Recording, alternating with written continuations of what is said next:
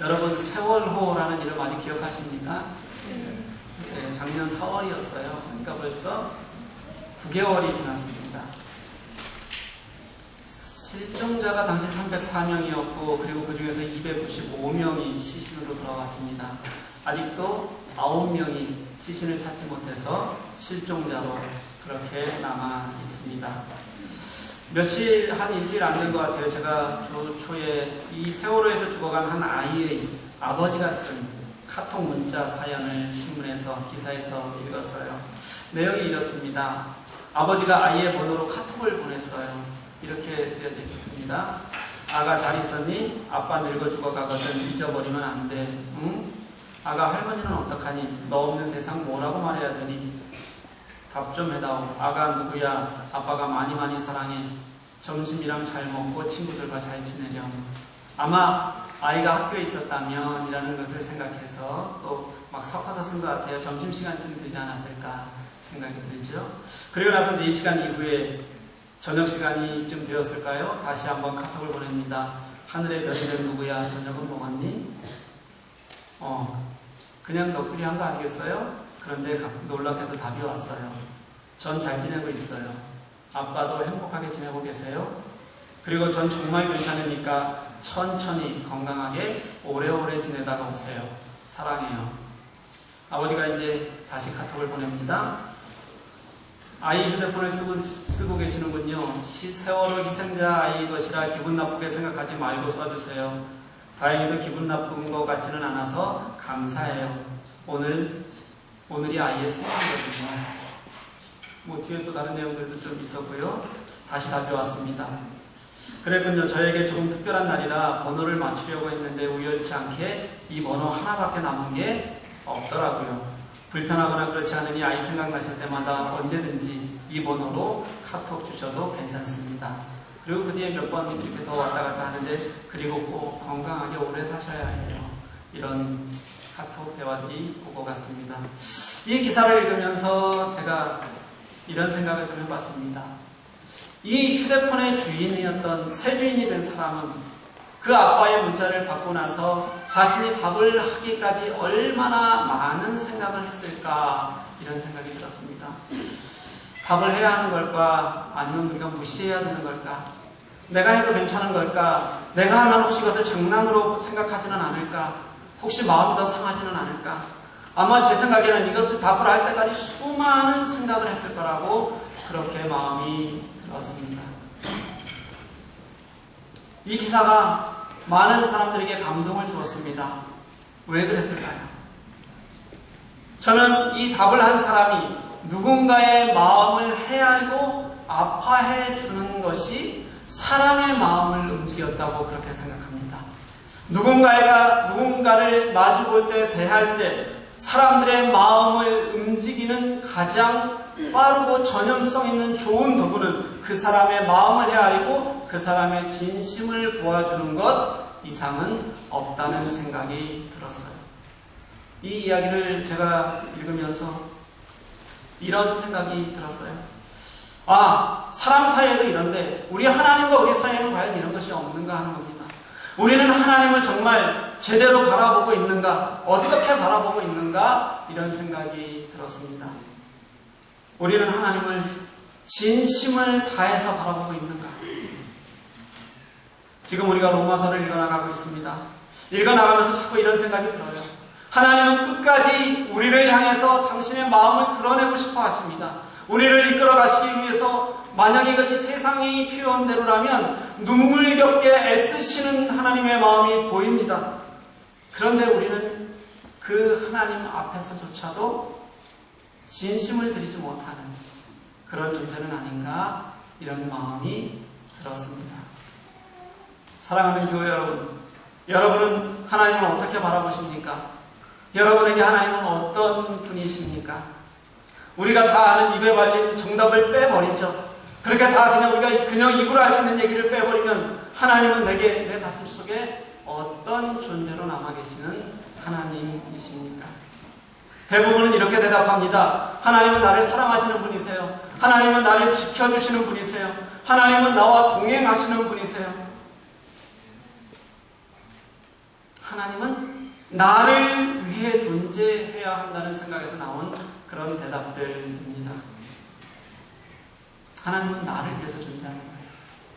이거보다 조금 더 나은 대답이 있을 수 있습니다. 하나님은 나의 주권자이시다. 그리고 그렇기 때문에 내게 어떻게 하시더라도 하나님은 하실 수 있는 분이시다. 그런데 우리가 종교적인 그런 내용을 빼버리고 진짜 내 마음속의 고백에서 하나님은 나의 주권자이시다. 내게 어떻게 하셔도 나는 괜찮다. 이렇게 가슴속에서 진실하게 고백되어지는 교우들, 그리고 그 고백만으로도 내가 내 마음속이 가슴 치듯이 뛰는 교우들, 혹시 그런 교우들이 이 가운데 있으십니까?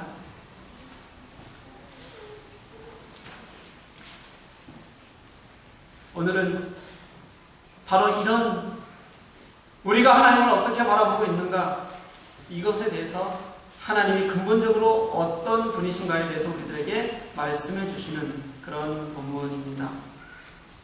지난주까지 모든 것이 하나님의 주권적 은혜라고 말했습니다. 하나님은 우리를 은혜와 긍휼로만 바라보시는, 그렇게 우리를 이끌어 가시는 분이시라고 그렇게 말을 했습니다. 그랬더니 유대인들이 다시 따지는 겁니다. 다 하나님이 은혜와 긍휼로 당신 마음대로 해나가시는 것이라면 하나님이 왜 우리의 허물조차 꾸중하실 수 있는 것이냐? 왜 우리의 허물을 꾸중하시냐? 당신 마음대로 하신다면서 왜 우리를 책망하시냐? 이렇게 그들이 다시 묻습니다. 맞습니까? 안 맞습니까? 대충 들으면 다 맞는 이야기입니다. 왜냐하면 우리의 신앙 수준이 딱 누구와 똑같아요? 지금 로마의 유대인들과 사실은 똑같은 신앙 수준입니다. 하나님은 나를 위해서 존재하는 하나님이다라는 전제가 있기 때문에 이것을 벗어나기가 굉장히 어렵다라는 거예요. 일면 맞는 말인 것 같은데 바울은 그들을 다시 이렇게 책망하면서 이 질문에 대한 생각을 이어가는 겁니다. 처음 말씀이 이거예요. 이 사람아, 내가 누구이기에 감히 하나님께 반문하느냐? 이것을 원문 그대로 우리가 의미를 전달하면 이렇습니다. 하나님과 논쟁을 시작하다니 너는 도대체 누구냐? 이렇게 말하는 거예요. 이 질문에 깔린 배경은 네가 정말 그럴 자격이 있다고 생각하느냐? 이것이 그 질문 속에 있는 배경입니다. 바울이 그렇게 말하는 이유는 다음 문장에 있습니다. 지음을 받은 물건이 지은 자에게 어찌 나를 이같이 만들었느냐 말하겠느냐. 우리는 여기에서 우리가 잘 알고 있는 토기장이의 예를 이제 들을 수 있을 것 같아요. 이 토기장의 이야기는 예레미야서 18장에서 하나님께서 예레미야에게 말씀해 주셨던 말씀이에요. 하나님이 예레미야에게 너 저 아래에 있는 토기장이의 집에 찾아가라 이렇게 말씀하세요. 그리고 찾아갔더니 토기장이가 무엇을 어떻게 만드는지 그가 하고 있는 것을 잘 똑똑히 좀 한번 쳐다봐라 이렇게 말씀하신 다음에 그것을 한참 보고 있는 예레미야에게 말씀하시는 내용이 이겁니다. 토기장이가 그의 손으로 진흙을 사용해서 무엇이든지 만들 수 있는 거 아니냐. 이것처럼 내가 여호와가 이스라엘 민족에게 어떻게 행하든지 내가 행하지 못할 그런 권리가 내게 없느냐. 그러니까 너희들은 빨리 악한 길에서 돌아와서 너희의 모습을 아름답게 하거라 이렇게 말씀하세요. 이 이야기의 첫 번째 핵심은 뭐냐면 토기장이가 어떤 그릇을 만들더라도 그것은 전적인 토기장이 주권에 있다 이런 말씀입니다. 토기장이의 생각과 만들어지는 진흙의 생각이 어떻게 같을 수 있고 동등할 수 있겠는가 하는 겁니다. 아예 넘을 수 없는 벽이고 이것은 전적인 주권의 문제다. 사도 바울은 이렇게 말씀을 시작하고 있는 거예요. 우리가 신앙생활을 하면서요 착각하고 있는 게 있습니다. 하나님은 우리를 너무 사랑하신다. 우리는 늘 그렇게 들어왔어요. 우리를 너무 사랑하셔서 하나님께서 이 땅에 오셔서 당신이 죽으시기까지 우리를 놓지 않으시는 분이시다. 이렇게 우리가 이 말씀을 늘 들어왔어요. 그러니까 하나님은 나를 사랑하시고 나 때문에 무엇이든지 하실 수 있는 분이시니까 이 세상의 모든 것의 중심이 바로 나라고 생각하는 거죠. 인간 중심으로 이 세상이 돌아가야 한다고 그렇게 생각하는 겁니다. 그래서 모든 시각이 우리가 판단하는 모든 것이 인간 중심의 시각이 되어져 버렸습니다. 하나님도 내 시각에 맞추어서 보아야지만 그분이 하나님이신 거지, 하나님조차도 내 시각을 벗어나면 그분은 내게 하나님이 아니신 거라는 뜻이에요. 물론 아니라고 말할 수 있는 분들도 있을 겁니다. 나는 절대로 그런 생각 가지고 있지 않아요 라고 말하는 분들도 있을 수 있습니다. 그런데 우리가 양심의 손을 얹고 정말 깊이 하나님 앞에서 우리를 바라보면 그게 아니라고 말할 수 있는 게 진심일까요? 설마 그렇겠습니까? 그죠? 지금 여러분이 가지고 있는 것 조금이라도 한번 빼앗겨 보십시오. 난리가 날 겁니다. 거품 물고 쓰러질 사람들이 여기 굉장히 많아요. 그렇죠? 그런데 아니거든요. 하나님이 나를 구원하실 수 있는 분이시라면, 구원하실 수 있으시려면요, 진짜 하나님은 나의 생각을 넘으셔야 돼요. 나의 이상을 넘으셔야 됩니다.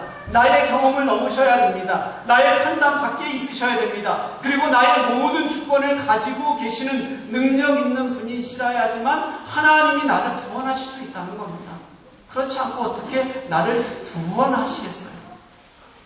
토기장의 비유는 이것을 근본적으로 설명하는 겁니다. 하나님은 우리의 논쟁의 대상이 아니다. 우리의 판단의 대상이 될 수 없는 절대 주권자이신 분이시다. 그렇기 때문에 나를 구원하실 수 있는 분이다. 이렇게 토기장의 비유는 시작하는 거예요. 동일한 내용이 이사야서 45장 9절 말씀에서도 나옵니다. 질그릇 조각 중 한 조각 같은 자가 자기를 지으신 이와 더불어 다툴진대 화 있을 것이다. 진흙이 토기장이에게 너는 무엇을 만들고 있느냐? 또는 내가 만든 것이 그는 손이 없다. 이렇게 말할 수 있겠느냐? 하나님 당신이 창조주가 되시는데, 하나님 당신이 역사의 주인이 되시는데 무엇이 문제가 있을 수 있겠느냐? 이렇게 설명하시는 말씀이에요. 이렇게 얘기하니까 하나님께서는 굉장히 자기만 아는 분이시고 자기만 생각하시는 분처럼 여기시잖아요. 그런데 이렇게 하나님께서 말씀하시는 이유가 있을 것 아니에요. 하나님이 갑자기 화가 나서 하신 말씀이 아니라는 겁니다. 하나님은 왜 이렇게까지 말씀하시냐면, 이스라엘 사람들이 이 세상을 구원하는 것을 하나님의 지혜와 능력에서 찾지 않았습니다. 그 하나님의 지혜와 능력을 의심했어요. 그리고 자신들의 방법으로 스스로를 구원하고자 노력했기 때문에, 그래서 하나님께서 이렇게 말씀하시는 거예요. 하나님의 경륜이나 구원의 계획을 의심한다는 게 무엇이겠습니까? 스스로의 방법으로 구원을 얻겠다고 찾아다니는 게 무엇이겠어요? 하나님이 창조주 되셨다? 하나님이 능력이 되신다? 이것을 믿지 않겠다는 겁니다. 하나님께서 나의 구원자 되신다라는 것을 나는 포기해버리겠다는 거예요. 그래서 이사야를 통해서 주시는 말씀이, 진흙인 너희가 어떻게 나에게 여호와의 손이 있으나 마나해서 나를 이 모양 이 꼴로 만들어 놓으셨느냐? 이렇게 말할 수 있겠냐? 이렇게 예레미야를 통해서, 이사야를 통해서 말씀해 주신다는 겁니다. 사랑하는 교회 여러분, 토기장이가 토기를 어떻게든 진흙이 토기장이를 보고 너는 손이 없어서 네가 가지고 있는 손이 곧다기라 해서 겨우 만든 것이 이 정도밖에 안 되냐? 이렇게 따질 수 있겠습니까? 없습니다. 우리를 향하신 하나님의 구속의 역사는요, 하나님의 절대적 주권이고 하나님의 일하심입니다.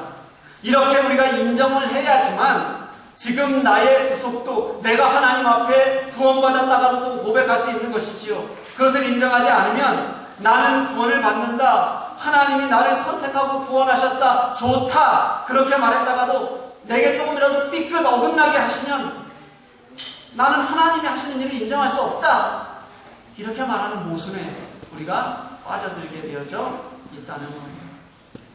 사랑하는 교회 여러분, 하나님의 절대주권, 하나님의 지혜와 경륜은 우리의 모든 것을 뛰어넘는 분이심을 고백하는 여러분들 되시기를 소망합니다.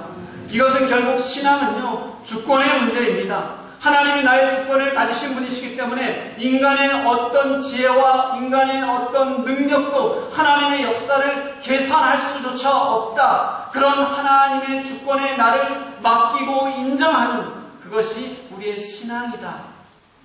이것을 고백하셔야 한다는 거예요. 그러면 우리가 그 하나님의 주권을 우리가 인정한다면 하나님은 도대체 그 주권으로 우리들에게 무엇을 하시는 것일까요? 그냥 나는 너희의 주인이다 이 말만 하고 싶으신 것은 아닐 거 아니에요. 하나님께서 우리들에게 하시는 그 주권으로 하시는 일이 22절 말씀과 23절 말씀에 나옵니다. 토기장의 주권을 가지신 하나님께서 그 주권을 사용하셔서 하시는 일은 우리를 위해서 더 큰 구원을 이루시는 거였어요. 하나님은 토기장이와 진흙의 표현을 통해서 당신의 주권만을 말씀하시는 것이 아니에요. 당신의 주권만을 강조하기 위해서 이것을 말씀하시는 것이 아니라요. 하나님이 말씀하시고 싶은 더 큰 하나님의 마음은 내가 이 주권을 가지고 은혜를 베푼다. 하나님의 주권적인 은혜를 알리고 싶어 하신다는 겁니다. 22절 말씀이 그래서 오래 참으시는 하나님이에요. 원래대로라면 진노하셔야 한다는 겁니다. 원래대로라면 멸하셔야 한다는 거예요. 그런데도 불구하고 하나님께서는 그런 그릇들을 오래 참으시고 너그럽게 기다려주신다. 그런데 그렇게 너그럽게 참으시고 기다려주시는 게 어떻게 책망받을 일이냐? 아니라는 거죠.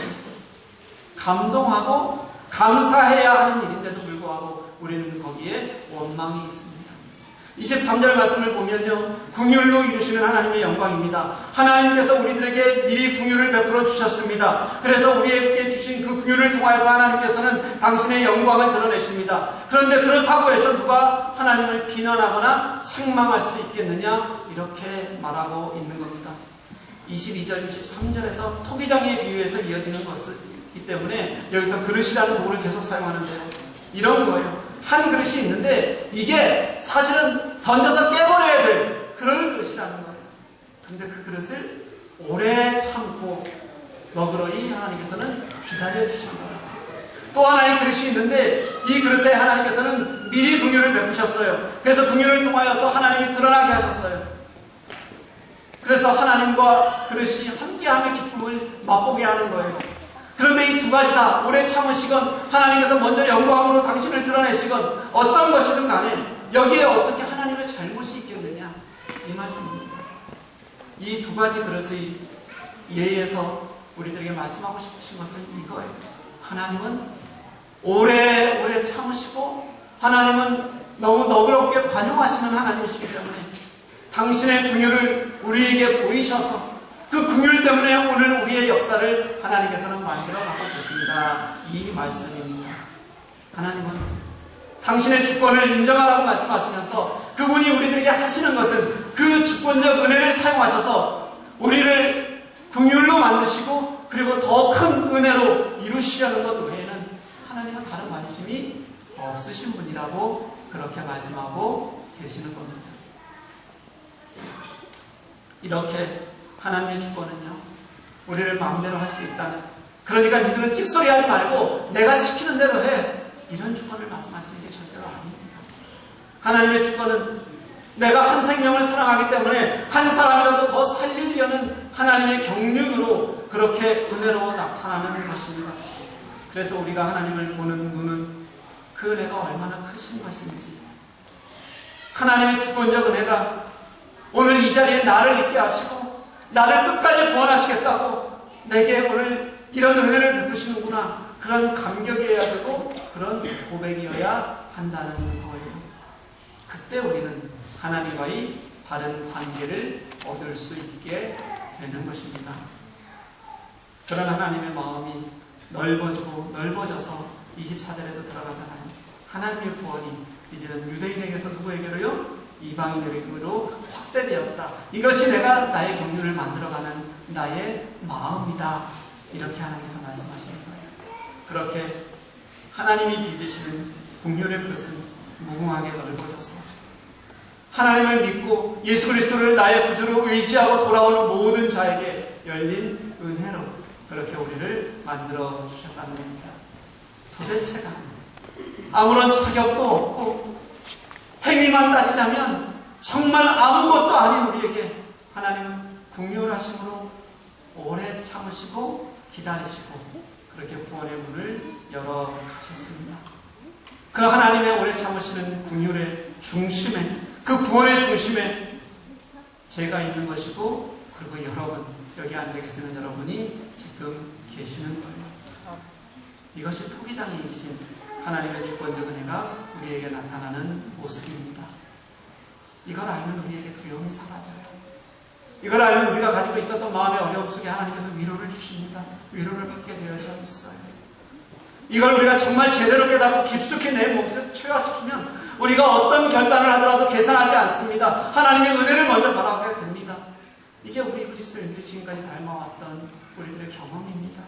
그리고 저를 인도하셨던 하나님으로부터 제가 깨닫는 저의 경험입니다. 사랑하는 교회 여러분, 하나님의 놀라운 은혜의 경륜을 먼저 믿으시는 여러분들 되시기를 간절히 소망합니다. 그리고 그 긍휼을 하심 앞에, 그 은혜 앞에 여러분이 얼마나 소중한 존재인지, 얼마나 귀한 존재인지, 하나님께서 여러분들을 그렇게 빚어서 얼마나 은혜 가운데 쓰시기를 원하시는지를 여러분이 깨달을 수 있기를 소원합니다. 하나님이 지금 내게 무엇을 하고 계시나로 판단하지 말아야 해요. 하나님이 그 놀라운 주권적 은혜로 나를 이 자리에 있는 것에 대한 감격이 먼저 있어야지만, 그래야지만 우리가 진정한 하나님 앞에서의 고백도 할 수 있게 되고 하나님의 경륜도 이해할 수 있게 된다는 거예요. 동영상 하나 제가 보여드릴게요. 작년 말에 12월 22일에 한국의 유엔 대사인 오준 대사가 유엔 안전보장이사회에서 했던 발언 내용입니다. 이 발언이 이 오준 대사가 유엔 안보리에서 하는 이제 마지막 아마 떠나나 봐요. 마지막 발언이었다고 해요. 내용이 설교의 내용과는 관계가 별로 없습니다. 그럼에도 불구하고 좀 보셨으면 좋겠어요. 글씨가 보이시나요 혹시? 좀 앞에서 읽어주실래요? 뒤에 분들 안 보이시면 읽어주세요.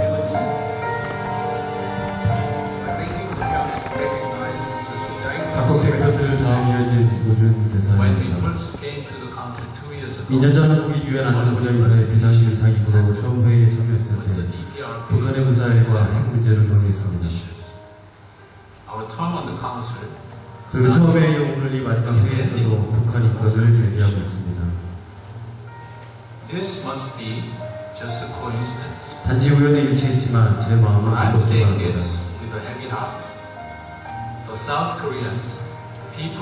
왜냐하면 대한민국 사람들에게 북한 주민은 그저 아무나가 아닙니다. 대한민국 수백만 명의 이산 가족에게 아직 북쪽에 그들의 가족이 남아있습니다.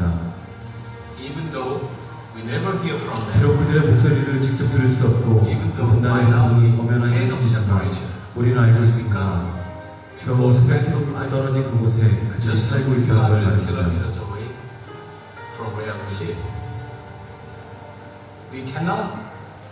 북한 인권조사위원회 보고서에 인권 침해 참여 참사를 일으켜서 우리 가슴도 찢어지고 탈북자들의 증언을 들으면서 마치 우리가 그런 비극을 당한 것처럼 같이 울지 않을 수 없고 슬픔을 나누게 됩니다.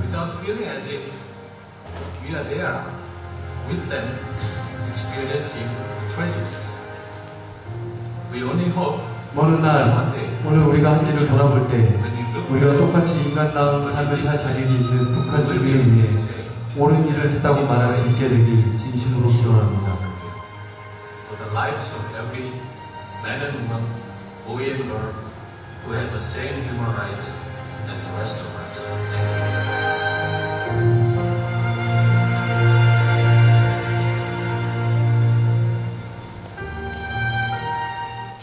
네, 2분 30초 정도의 짧은 발언입니다. 제가 이 영상에서 느낀 것은 진심이라는 거였습니다. 진심은 현상에서 나오는 것이 아니라 존재를 바라보는 눈에서 찾아야 합니다. 그래야 그것이 감동으로 나타난다는 거였습니다.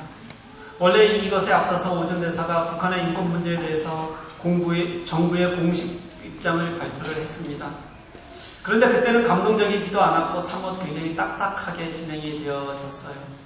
그런데 자신의 마음속 진심을 말하고 싶어서 마지막으로 개인적 소회를 말해도 된다는 외교부의 승낙을 미리 얻어놓고 그리고 자신의 진심을 이렇게 말한 동영상입니다.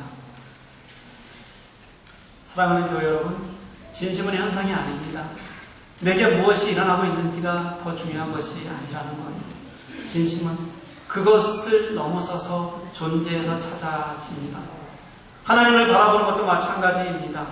우리가 하나님을 바라보는 눈은 하나님은 어떤 분이신가에서부터 시작해야지만 하는 것이지, 하나님이 지금 내게 무엇을 하는가에서 찾아서는 절대로 진리에 접근하기가 너무 어렵게 됩니다.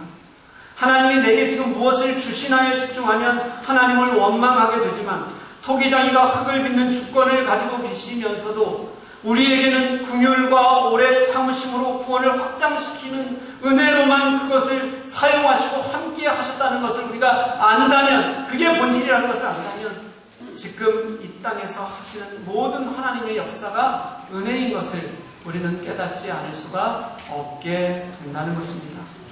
하나님은 하나님이시기에 다 하실 수 있는 것이 하나님의 주권입니다. 하나님은 그 주권을 가지고 계신 분이십니다. 하지만 하나님은 그 주권을 여러분들의 구원을 위한 일에, 여러분들을 사랑하는 일에 사용하시겠다고, 이루어 가시겠다고 그것을 만져가지고 역사로, 구속의 역사로 만들어가고 계신다는 거예요. 하나님이 낮아지셔서 이 땅에 오신 것처럼 말입니다. 그 하나님의 주권적인 은혜가 진심으로 고백되어지는 여러분들 되시기를 간절히 소망합니다. 그리고 그 주권이 인정될 때, 그 하나님이 하신 긍휼이 내 삶 속에서 정말 진실한 고백으로 내 속에서 살아날 때 깨달아지는 기쁨을, 그 감격을 누리는 여러분들 되시기를 주님의 이름으로 간절히 소망합니다. 우리 함께 찬양하시겠습니다.